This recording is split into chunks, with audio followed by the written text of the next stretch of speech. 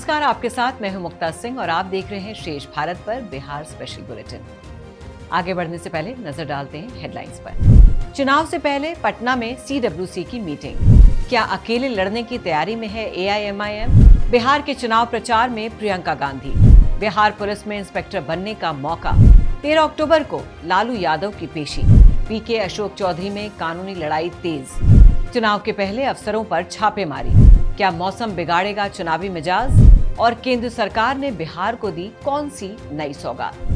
बिहार विधानसभा चुनाव से पहले पटना में कांग्रेस वर्किंग कमेटी यानी CWC की ऐतिहासिक बैठक हुई। इस बैठक में कांग्रेस अध्यक्ष मल्लिकार्जुन खड़गे और राहुल गांधी मौजूद रहे। बैठक में तय हुआ कि बिहार विधानसभा चुनाव को राष्ट्रीय रणनीति का केंद्र बनाया जाएगा। राहुल गांधी ने कहा कि रोजगार और किसानों के मुद्दे पर कांग्रेस जनता के बीच जाएगी। खड़गे ने केंद्र सरकार पर आरोप लगाया कि चुनाव प्रक्रिया पारदर्शी नहीं है। पटना में कांग्रेस की ये बैठक बिहार की राजनीति को नया मोड़ दे सकती है। कांग्रेस ने साफ किया कि सीट बंटवारे पर जल्द ही फैसला होगा। कांग्रेस नेताओं ने साफ किया है कि बिहार में महागठबंधन का चेहरा तेजस्वी यादव ही होंगे। कांग्रेस प्रवक्ता पवन खेड़ा ने कहा, जब सूरज चमक रहा हो तो बार बार बताने की जरूरत नहीं होती। इस बयान से साफ है कि कांग्रेस, राष्ट्रीय जनता दल और बाकी सहयोगी दलों ने तेजस्वी के नेतृत्व में चुनाव लड़ने की बात मान ली है। AIMIM प्रमुख असदुद्दीन ओवैसी ने किशनगंज से अपनी सीमांचल न्याय यात्रा की शुरुआत कर दी है। 3 दिन की इस यात्रा में वो अररिया, पूर्णिया और कटिहार जिलों में भी रैलियां करेंगे। ओवैसी ने कहा कि अगर महागठबंधन उन्हें कम से कम 6 सीटें देता है तो AIMIM चुनाव साथ लड़ेगी, वरना पार्टी अकेले मैदान में उतरेगी। राजनीतिक जानकारों का कहना है कि अगर AIMIM अकेले चुनाव लड़ेगी तो विपक्षी वोटों का बंटवारा हो सकता है।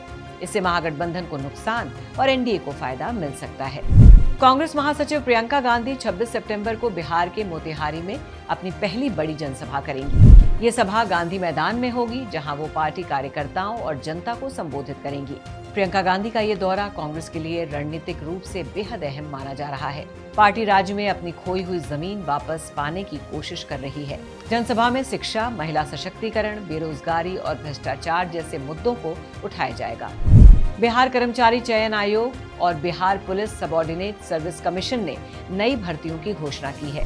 BPSSC ने 1799 सब इंस्पेक्टर पदों के लिए आवेदन प्रक्रिया शुरू करने का नोटिस जारी किया है।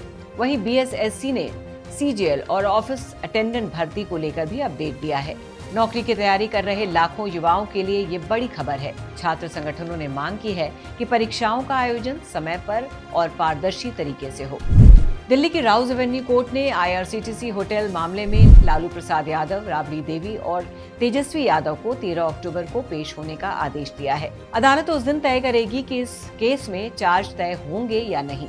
ये मामला चुनावी मौसम में राजनीतिक बहस का बड़ा मुद्दा बन सकता है। RJD ने कहा कि ये सब राजनीतिक साजिश है, जबकि BJP ने कहा कि कानून अपना काम करेगा। बिहार सरकार में मंत्री अशोक चौधरी ने चुनावी रणनीतिकार और जनसुराज के संस्थापक प्रशांत किशोर पर 100 करोड़ का मानहानि का केस किया है। पटना की अदालत ने भी इस मामले में PK को समन जारी कर दिया है। JDU का आरोप है कि प्रशांत किशोर लगातार गलत बयानबाजी करके सरकार और पार्टी की छवि खराब कर रहे हैं। उधर PK का कहना है कि वो सिर्फ जनता की आवाज उठा रहे हैं और मुकदमों से डरने वाले नहीं हैं। बिहार की आर्थिक अपराध इकाई यानी EOU ने पटना, सिवान और समस्तीपुर में सरकारी अधिकारियों के घरों पर छापेमारी की है। आरोप है कि इन अफसरों ने आय से अधिक संपत्ति बनाई है। छापे में करोड़ों रुपए की संपत्ति और कई अहम दस्तावेज मिले हैं। विपक्ष का कहना है कि सरकार भ्रष्टाचार पर रोक लगाने में नाकाम रही है, जबकि सरकार इसे अपनी सख्ती का सबूत बता रही है।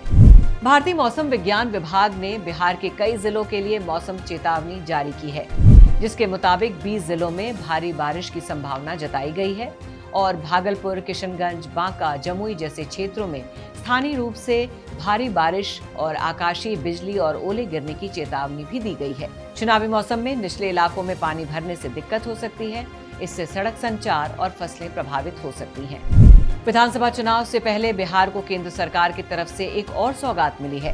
केंद्रीय कैबिनेट ने बिहार के लिए सड़क और रेलवे की बड़ी परियोजनाओं को मंजूरी दी है, जिनमें सबसे अहम है साहिबगंज अरेराज बेतिया हाईवे का 4 लेन प्रोजेक्ट, जिसकी लागत 3,822 करोड़ रुपए है। इसके अलावा बख्तियारपुर राजगीर तिलैया रेल सेक्शन को डबल लाइन बनाने की मंजूरी भी मिली है। जिस पर 2192 करोड़ रुपए खर्च होंगे। सरकार का दावा है कि इन प्रोजेक्ट से रोजगार बढ़ेगा, पर्यटन को फायदा मिलेगा और बिहार की कनेक्टिविटी बेहतर होगी। विपक्ष का कहना है कि चुनाव के समय ऐसी घोषणाएं सिर्फ राजनीतिक लाभ के लिए की जा रही हैं। तो ये थी बिहार से जुड़ी बड़ी खबरें। ऐसी ही खबरें देखने के लिए आप जुड़े रहिए हमारे साथ और चैनल को लाइक और सब्सक्राइब करना बिल्कुल भी ना भूलें। नमस्कार। श्रेष्ठ भारत पर खबरों से जुड़े रहने के लिए चैनल को सब्सक्राइब और लाइक करें, बेल आइकन दबाएं और देखते रहें श्रेष्ठ भारत।